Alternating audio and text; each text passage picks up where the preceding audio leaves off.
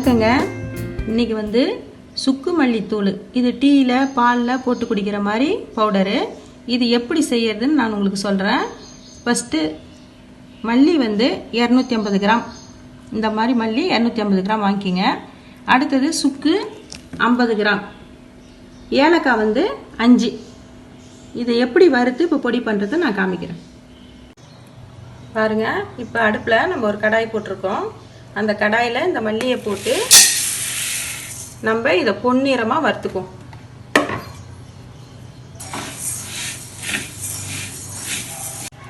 பாருங்கள், நல்லா பொன்னிறமாக இதை வறுந்துச்சு. வாசனையும் நல்லா வருது பாருங்கள். இந்த டைமுக்கு நம்ம ஆஃப் பண்ணிவிடுவோம். பாருங்கள், இந்த வறுத்த மல்லியை நல்லா ஃபேனில் போட்டு ஆற வச்சுருங்க. ஆற வச்சுட்டு இப்போ அடுத்தது நம்ம ஜாரில் போட்டுக்குவோம். இந்த ஜாரில் இந்த வச்சுருந்த 5 ஏலக்காயும் போட்டுக்குவோம். இந்த சுக்கியும் நம்ம இதிலே போட்டுக்குவோம்.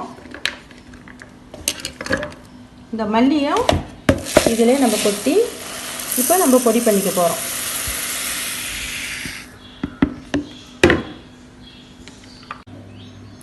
பாருங்கள், சுக்கு மல்லி பொடி ரெடி ஆயிடுச்சு. இதை நீங்கள் ஒரு பாட்டிலில் போட்டு ஸ்பூன் போட்டு வச்சுக்கோங்க. டீ போடும்போது ஒரு ஸ்பூன் டீயிலே போட்டு இதை நீங்கள் வடிகட்டி குடிங்க. டீ குடிக்க பழக்கம் இல்லாதவங்க பாலில் கூட ஒரு ஸ்பூன் போட்டு கலந்து வடிகட்டி குடிக்கலாம். இது உடம்புக்கு ரொம்ப நல்லது. சர்க்கரை வியாதி இருக்கிறவங்களுக்கு சர்க்கரையோட அளவு இது கண்ட்ரோலாக வச்சுக்கும். எல்லாத்துக்குமே இது ரொம்ப நல்லது. இதை நீங்கள் போட்டு குடிச்சு பாருங்கள். சுவையாகவும் இருக்கும், வாசனையாகவும் இருக்கும். மீண்டும் சுவையான, சுலபமான, ஆரோக்கியமான சமையலோடு உங்களை நான் சந்திக்கிறேன். நன்றி, வணக்கம்.